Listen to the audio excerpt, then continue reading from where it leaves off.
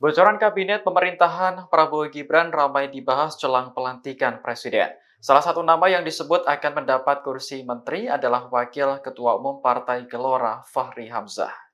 Sinyal Fahri akan menjadi menteri menguat setelah adik Prabowo Hasim Joyo Hadikusumo berbicara soal target 3 juta rumah per tahun.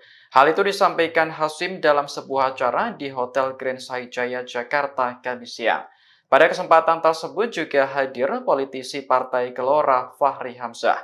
Hasim sempat menyebut bahwa tugas Fahri akan berat ketika mengejar target 3 juta rumah per tahun.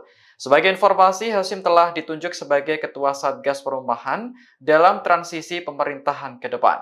Nantinya, pemerintah menargetkan ada 15 juta rumah yang dibangun selama kepemimpinan Prabowo. Sehingga setiap tahun ada target yang harus dikejar, yakni 3 juta rumah. Namun setelah acara berakhir, Fahri Hamzah tidak memberikan jawaban jelas terkait ucapan Hasim. Ia meminta awak media untuk menanyakan langsung kepada adik Prabowo tersebut.